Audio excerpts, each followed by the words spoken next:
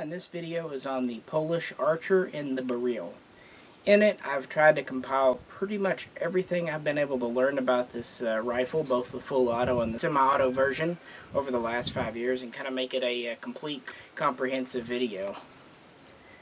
We also have a blog article to accompany it, so feel free to check that out as well. We're about to shoot my IO imported, Radom made Archer 01, and this is the V3, the final version that came in. I've got it set up pretty close to an original WZ.96 or WZ.2004. The horizontal handguards is a personal taste, but I do have the railed handguards, which you'll see later in the video. And I have replaced the IO modified safety with an original here. As you see, it works very well to take on and take off, easy to reach that shelf with. I love this gun. It is a very smooth shooter and just has never let us down. So anyway, we hope this video will be of interest to some out there. And it's 2017, and since there hasn't been much new news out of Radom USA, we thought we would share whatever we could share about the Beryl and the Archer. So stay tuned, and we'll tell you everything we can find out about this thing.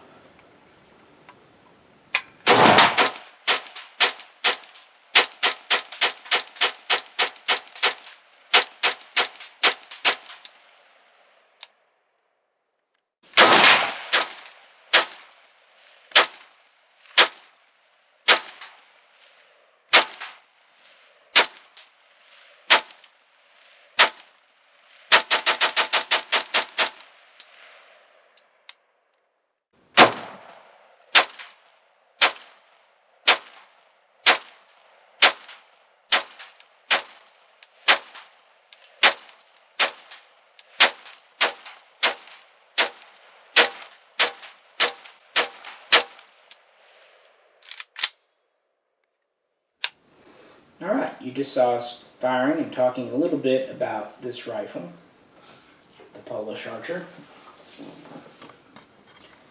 But now I want to get a little more into the history. That's when we've kind of changed tactics here and come into the house. The Archer is directly related to the Polish WZ.98 Tantal. Now, these have been made infamous a few years back because of the whole Century Arms Tantal sporter, but this isn't one of those, and this video is not about that. The Tantal was developed in Poland in the 80s. Development began in 1981. Now, at the time, Russia had just adopted the 5.45x39 cartridge, as well as the AK-74 rifle. And some Warsaw Pact nations, such as East Germany and Bulgaria, essentially bought the rights to manufacture exact copies. But nations like Poland and Romania did not. What Poland did, it took its AKM and went from there and tried to develop its own 5.45 rifle. It had a few reasons for wanting to do this. First off, it didn't want to pay Russia any kind of money for tooling, blueprints, all that stuff. Also, it meant it wouldn't be under Russia's thumb just that little bit more. Another thing that was in the back of their minds at the time was that they thought if they designed their own 5.45 rifle, they could sell it. If they just were making a AK-74 copy license from Russia, they couldn't sell it. That would be part of the licensing agreement. Russia held the rights to sell those exclusively. So the Radom factory, which was Circle 11, or Luxnick at the time, started to develop its own rifle in 1981. They had been producing the AK-47 and then the AKM for over 20 years, so they had a decent idea of how it worked. But they ran into a lot more problems than they thought when they were trying to design their own type of gun, own model. So it wasn't until about 1985 that the first working prototypes were available, and it really wasn't until 1988 that the Tantal was ready to go.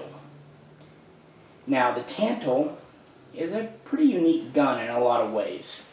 It's not even that parts compatible with AK-74.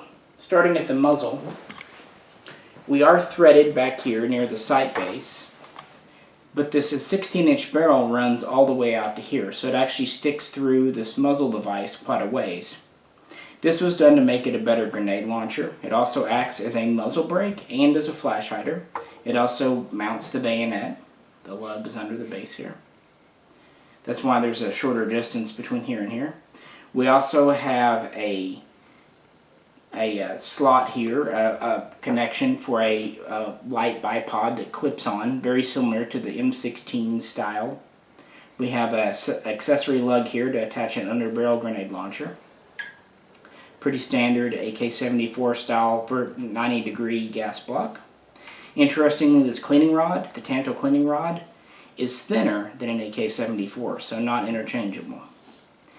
Now, one of the biggest differences, I got to shift it, sorry I was digging into my hands, these hand guards are not retained the same. This is a latch here. If you flip it 180 degrees, this whole plate slides forward, and your upper and your lower hand guard come right off.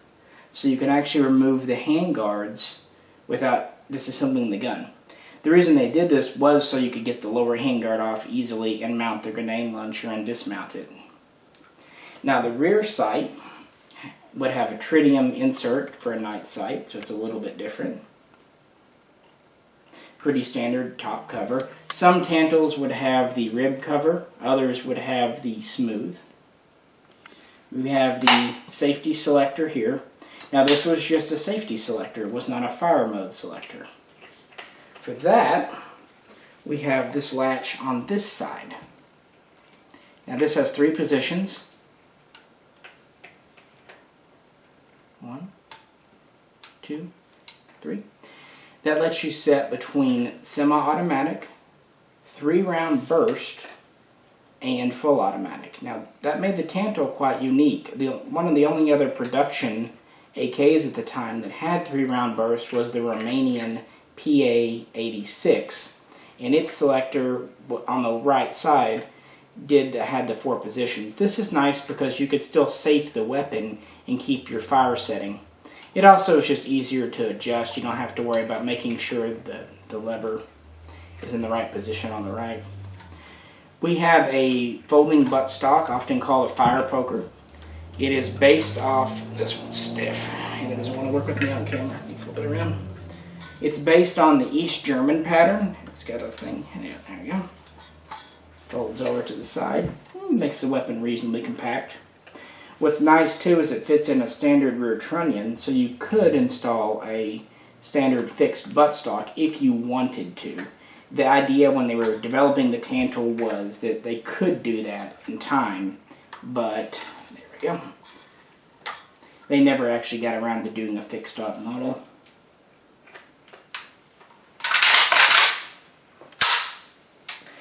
Originally, these fed from 30-round steel magazines.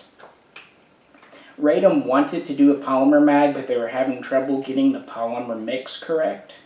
So the first generation of Tantals would use a steel mag taken from the AKM. Later, they would go to a polymer mag, this here. Black polymer, very similar to late style Bulgarian. 30 rounds. And those are the 2 mag types that the Tantal used. Anyway, the Tantal was ready by 1989, and the military looked at it, but the problem was, by that point, communism was on the way out in Poland. In June of that year, the Polish party lost an election and thus lost power, and democracy was starting to kind of come into Poland. However, there were still 40,000 Soviet-Russian troops on Polish soil at the time, so they had to be careful. It really wasn't until 1991 and the disillusionment of the Soviet Union, the USSR, that Poland was free. Finally, the rest of the then Russian troops left in September of 1993. It's worth noting that up until that point, Poland had been an occupied nation since 1939, at least in a real sense. Hello, Gato. Move along. So there we go. The problem was, once communism was out, the desire to have a 5.45 caliber rifle also went away. The 5.45 cartridge was seen as a Soviet cartridge. It was kind of forced upon Poland. They weren't fond of it. However, Radom had been developing this rifle for over a decade. So from 1989 through 1992, the Polish military purchased about 25,000 Tantal rifles, designating them as WZ.96. And that would only make up about not quite, a little more than 1/4 of their total capacity. They had a capacity of about 90,000 rifles, so they still had a lot of AKMs in service. But they did purchase some Tantals because of commitments, and Radom had developed it. Radom also developed the WZ.89 Onyx, which was a short-barreled version. Think of it as kind of the AKSU or the Krink. It also fired 5.45, but very few were actually made, and very few actually went into military service. So, it never went much of anywhere. The Tantal was important to the Beryl story, the Archer story, which it will eventually be, because this is where the rifle began. This Tantal here. In 1991, after communism is gone, now Radom is realizing that it needs to be financially solvent, it needs to make a profit, it needs to be competitive. So what they do, they develop the WZ.91, which looked just like this, except later ones would have black handguards, and it would be chambered for 5.56 NATO 223. The idea was that this would have more of a wider market appeal, because 5.45 never really became popular outside of the Soviet Union. It wasn't popular in Africa or the Middle East, and what Radom thought it would do would be supply high-quality weapons for an affordable price to basically anyone who wanted to pay, which mostly is the third world unallied nations. Ultimately they were hoping for more stuff to do with NATO, but for that time they were just trying to come out with that. They also rechambered the Onyx for 5.56, and it was called the WZ.92. Well, these were these were good guns, but they were rechambered guns. They weren't purpose-built 223s, so they had some inherent problems. And Radom, they were more of a stepping stone. Well, what ended up happening a few years later, Poland decided to commit to join NATO. So what Radom came up with, they went back and they radically redesigned the Tantal platforms, and we're still firing 5.56 NATO. And in 1995, they had some prototypes. The military expressed interest in February and gave them 9 months to come out with a prototype that they could test.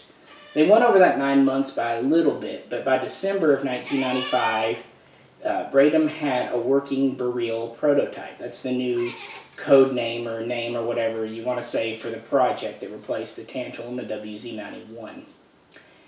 The military liked them. In 1996, early on, January, they gave a list of improvements they wanted to see. They were easily accommodated. Radom did so. By May of that year, the military tentatively committed to purchase the new rifle and adopt it. By August, there was another series of prototypes available, and so on and so forth. By January of 1997, the Polish military officially adopted the Radom's Beryl as the WZ.96. Now, the early ones, there's a lot of changes and a lot of good pictures out there. If money wasn't an object, I would build an early Beryl clone and a late, but from the very beginning, the Beryl had an 18-inch barrel. It had a fixed style muzzle brake capable of launching NATO-compatible 22mm grenades. Bayonet lug would be here. It used the same light bipod as the Tantal. It has the same quick release handguard system as the Tantal. Now they made nude pattern black handguards. The earliest ones are horizontal like these. Later ones would have vertical grips and whatnot. Now the earliest Beryls did not come with this rail system called the POPC rail system, but it was always known it would. And this is a very critical part of the Beryl package. It mounts up here under the rear sight base. It also locks in the back to the rear trunnion, so very secure mounting system. We'll get to the different generations in a bit. Now the still have just a safety on the right side.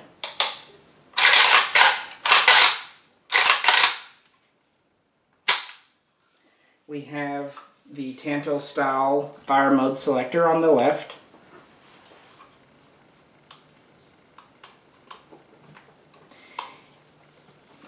Still has 3-round burst capability. The first generation of WZ.96s had a folding Galil style stock with kind of a SIG 550 style release latch. I'd love to show you actual generational differences because they're fascinating. But the military adopted it, and then Poland joined NATO, and then they started to update the rifle. One of the earliest changes they did, they updated the dust cover latch from the old Tantal style to the newer automatic style. A short time later, they went to a safety with an extended shelf here to make it easier to, really it's easier to take off, just reach up like that. We went to a larger mag release paddle. They slightly opened up the ejection port, making it easier for shells to reliably eject. And back to the selector, the early ones looked like the Tantal with only one arm. They added the second arm here and they changed the detent system so it could not be easily knocked. They also added a ledge here on the dust cover to keep it from going too far up. A little more secure.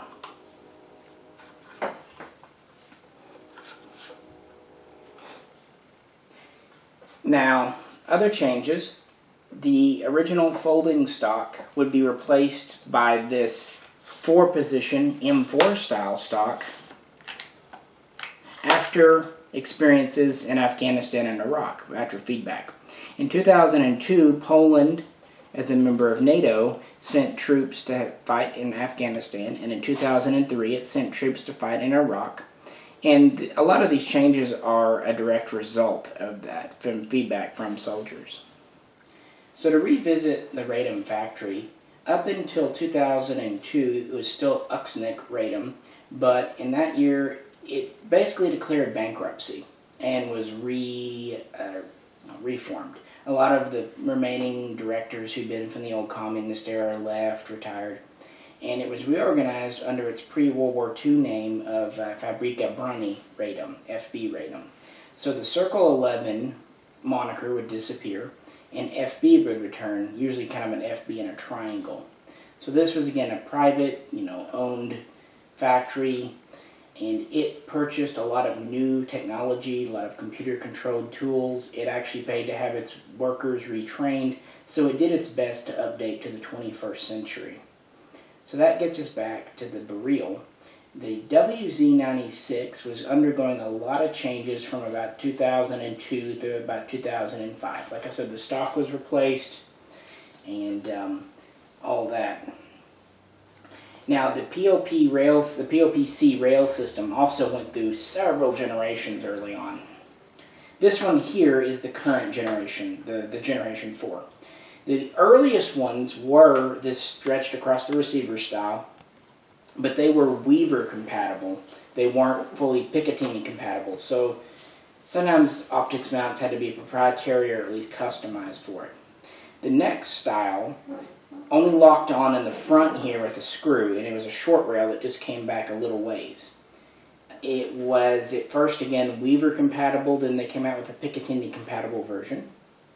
Next, the third generation was another stretched across rail. Now it sat very low on the receiver, and it was good for that. It mounted your optic way down and it gave a good cheek weld. It was a little heavy though, and you could not use the iron sights. So the fourth generation here sits a little taller. That's one of the downsides, but when you do that, is a lighter rail. It's more durable. It returns to zero after you dismount for cleaning, and you can look underneath it and use your iron sights as backup iron sights. Or iron sights, yeah, as backups if you need to. So because it sits a little higher, you do get a little bit from it.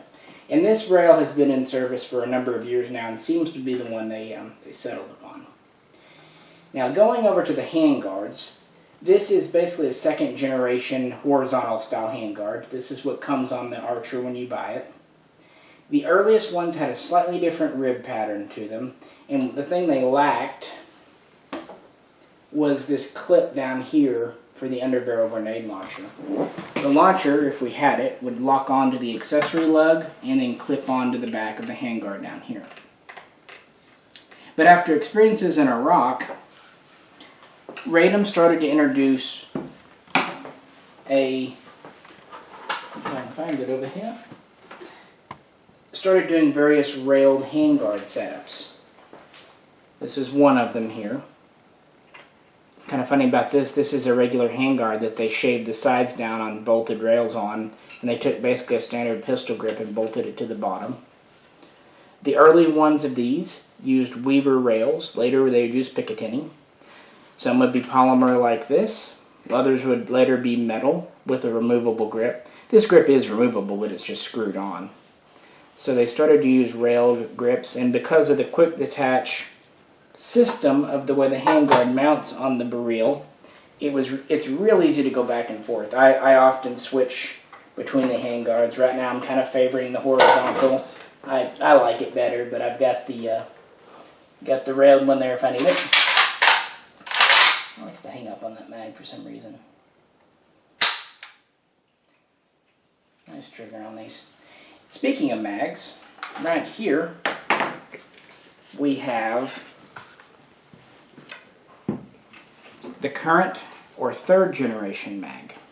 Now to put that in perspective, when the the Beryl came out, it used black polymer mags, extremely similar to Tantal mags, with the major difference being the 5.56 moniker on the side to differentiate them. And these are really good, durable mags. But the trend in the 21st century is to go to clear mags. So originally, Radom would introduce a basically transparent, basically clear, maybe a little smoky, but mag. You could see your ammo count, but these proved to be too flimsy and they would have spider web cracks. So they would eventually introduce an alternative version here, this style, the Gen 3, the current one, that is a translucent green material. And the polymer mix is a little stronger. It still doesn't have steel reinforced locking tabs, but the mags seem plenty durable. And to a lot of militaries, mags are a semi-disposable element anyway. So these seem to be the mags that are most commonly in use with current issue Beryl rifles in the Polish military. Putting those black ones in because why not? So yeah, that gets the Beryl through 2004. In fact, enough changes had been made that Radom redesignated it as the WZ.96 with these changes we've talked about, as well as several small other ones. The Polish military would purchase some of these. By 2011, the military would have about 45,000 Beryl-type rifles in service. And by 2015, that number had risen to 65,000. Again, they had about 90,000 total rifles, so by 2015, the Beryl was the most common rifle in service.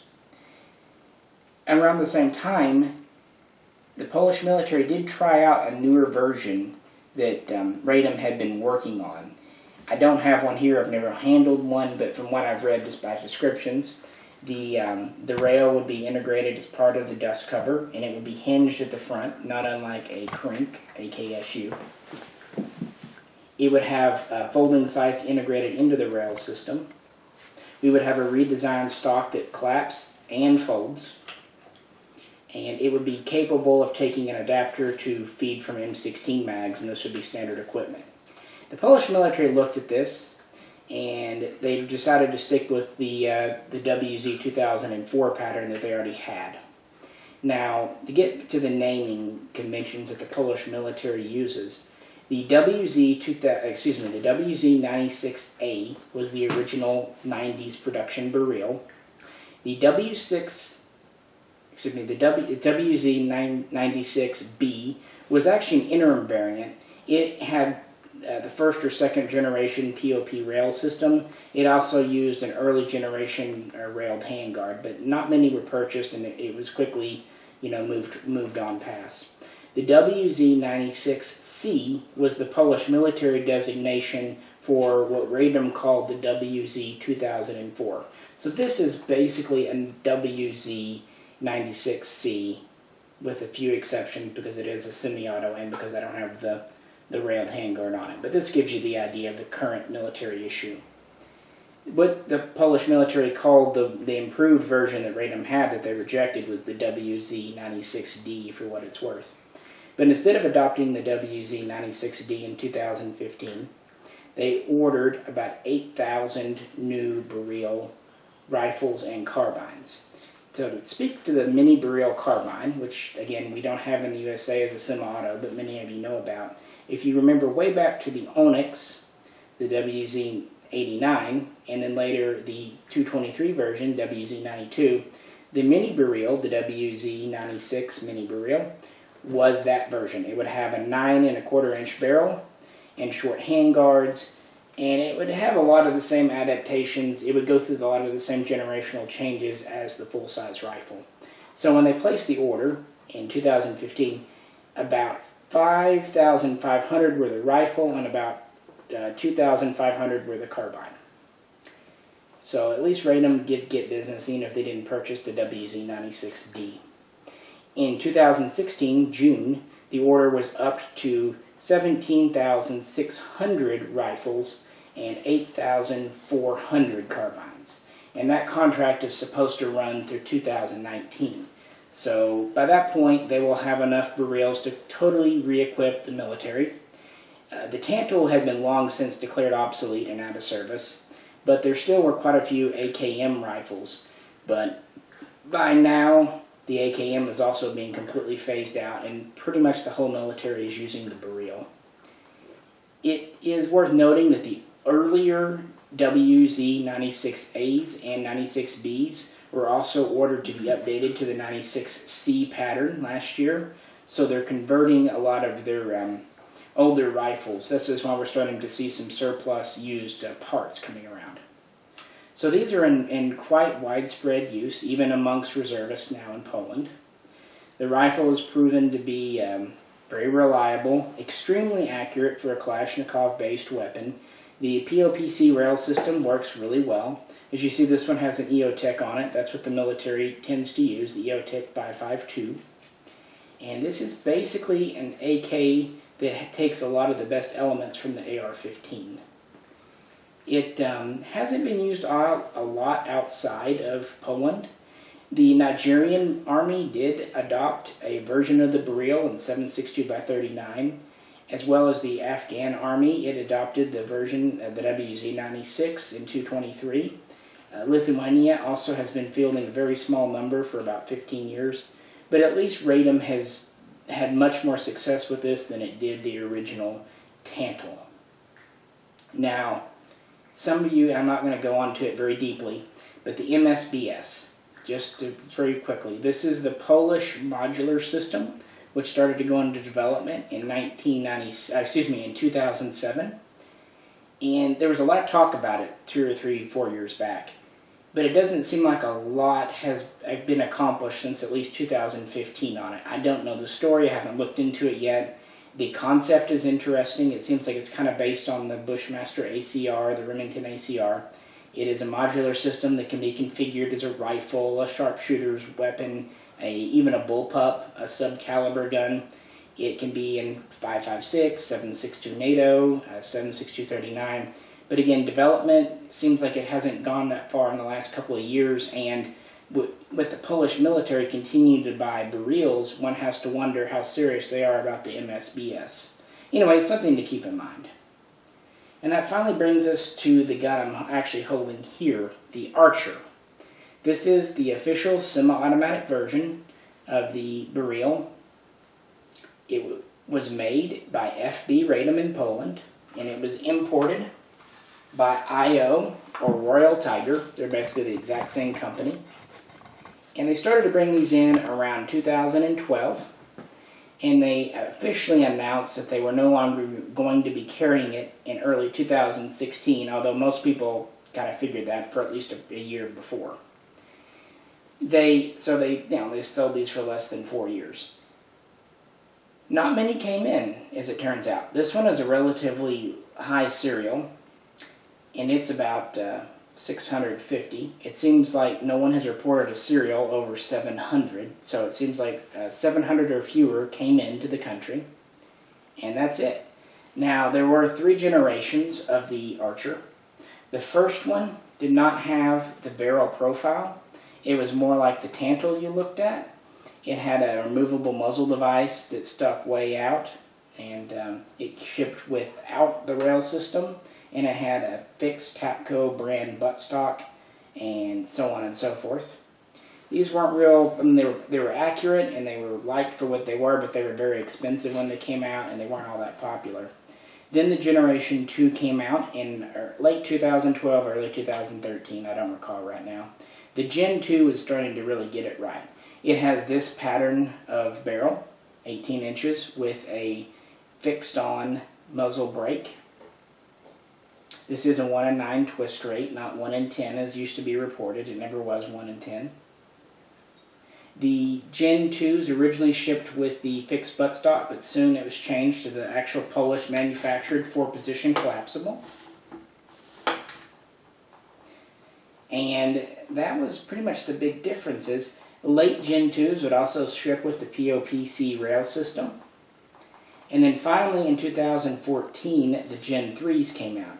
Now, as far as functionality, they were the same as the Gen 2s, but they had a few cosmetic things that people have been asking for, and so Radom tried to deliver. The main thing is the original Tantal had a 2-rivet rear trunnion, and so the original Archer, being a semi-auto, had a 2-rivet as well. For the Beryl, they added a 3rd rivet, this one here. Yeah, if I can do it, there we go. To strengthen the rear trunnion for launching rifle grenades. Well, Radom didn't think this was necessary in the semi-automatic, so originally they didn't add it, but they didn't count on American collectors. So they added the 3rd rivet to the Generation 3, the V3. But more noticeably, they added a non-usable, but still there, fire mode selector.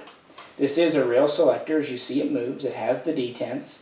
It's just not connected to anything inside the receiver. It even has the automatic and markings on the receiver here, which is kind of nice. Again, it doesn't add anything, it doesn't do anything, but Americans wanted it, and it cost Radom nothing to add it, so they did.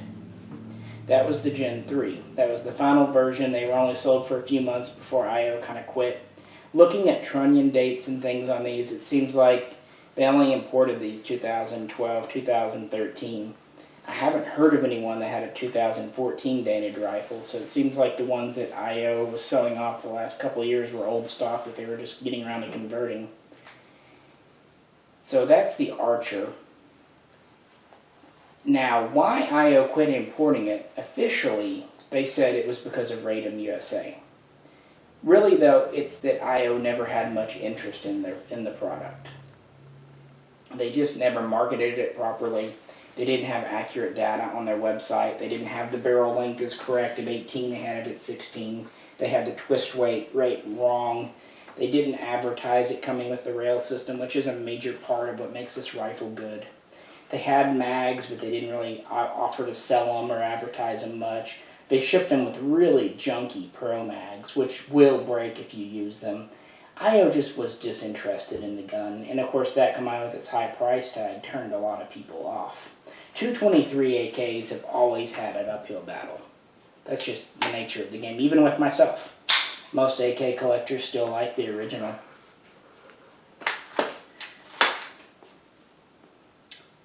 So, they said they were not going to do it because of Radom USA.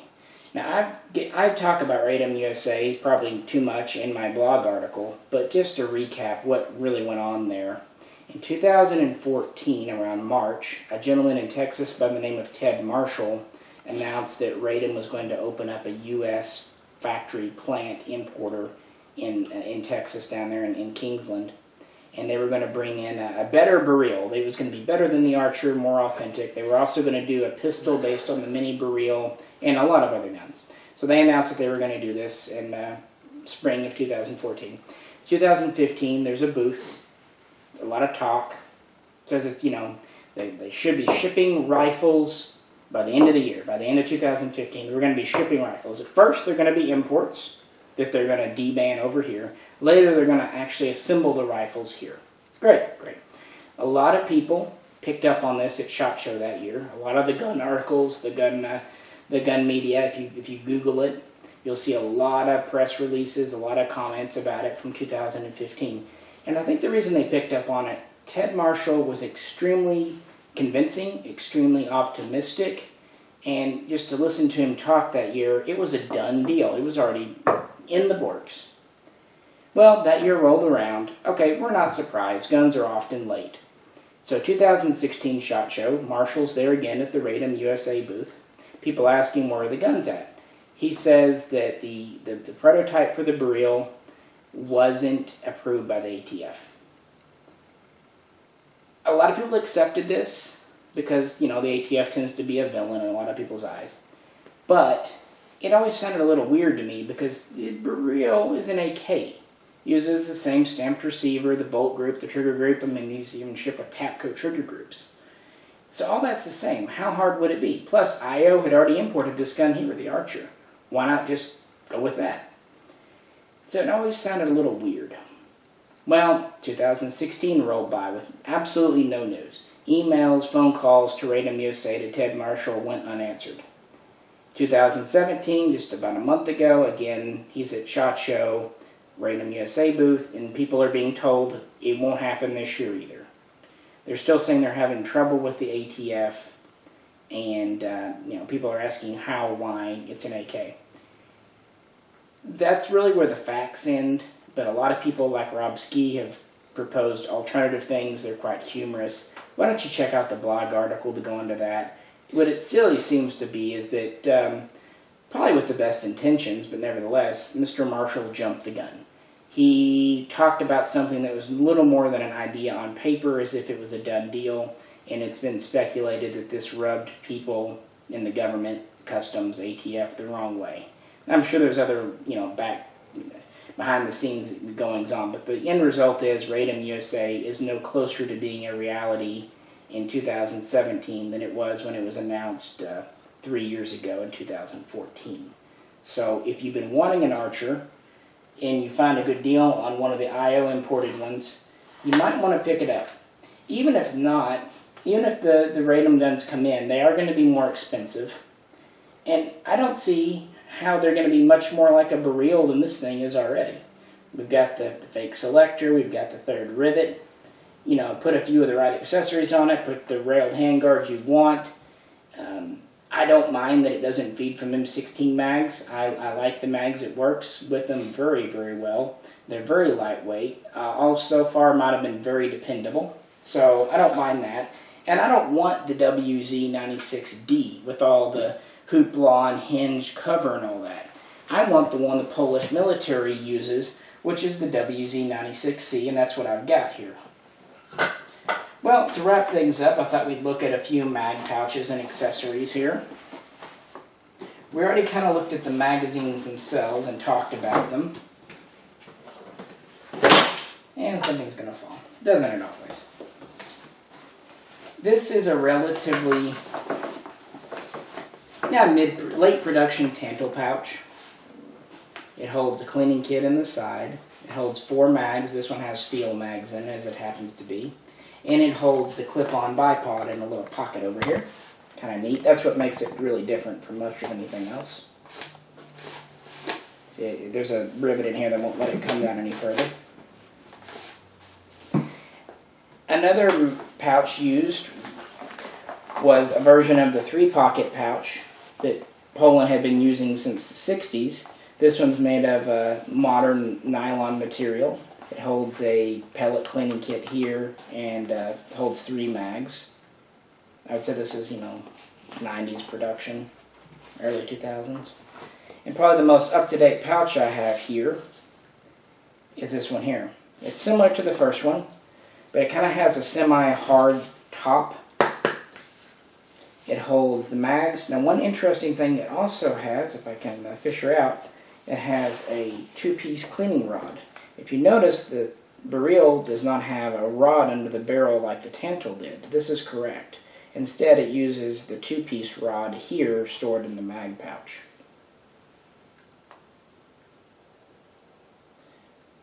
Just screw your jag onto the other end, and then you have a full cleaning rod without it being under the gun's barrel. So just a few kind of accessories. I like accessories. The mags you've already seen. The early Tantals were metal. Then the late Tantals were the black polymer. And then the early Beryls were black polymer. Mid-Beryls clear. And the late Beryls were that green color. But yeah, I just wanted to kind of revisit the Polish Archer, the Beryl, because it's really one of my favorite guns. And we haven't ever done a long, in-depth video on it. We've done several short videos, and most of those are 3 or 4 years old. And there just hasn't been a lot of talk about this very interesting weapon system, so I wanted to toss a little more on the internet, especially since Radom USA isn't doing much of anything, and IO has lost interest. I haven't, though. I still really like this gun. It has typical Polish quality. This is a real Polish-made gun. It has all the correct features. This is actually my second one. My first one was a Gen 2. This is my Gen 3, but both of them have been 100% reliable. I haven't had a jam in them. They've eaten ammo that no other gun would want to eat, including the 62 grain Tula we had that was frankly a bad lot that would choke at anything else. They are extremely accurate for an AK. They're extremely accurate even for an AR. They will do one MOA with the correct ammo, and once you get a feel for the gun. The adjustable stock is extremely comfortable, and I'm saying this from someone who doesn't like AR-style accoutrements on an AK, but this is a very well-done adjustable stock because it was specifically designed for this rifle. It's not needlessly bulky. It has a very nice, thick, comfortable, curved butt pad. The ergonomics are about as good as you're going to get on a standard AK with the shelf here and the larger mag release. The 18-inch barrel pretty much gives maximum performance for the 223 5.56 cartridge. With this fixed muzzle brake, doesn't negatively impact accuracy. We can mount a bayonet here as standard. This one doesn't have the thing machined out yet, but I'll get it done one day. The meat's there to do it. The gun isn't overly heavy, not compared to a lot of the kitted out M4s. And it's very easy to swap around handguards if you so choose on these. Well, anyway, if you have any questions about the Archer, the Beryl, or even the Tantal, post them below. And if you just like to talk about it, I'd love to do that and have some kind of interesting dialogue. And really appreciate you tuning in. As always, this is Misha, and we'll catch you next time.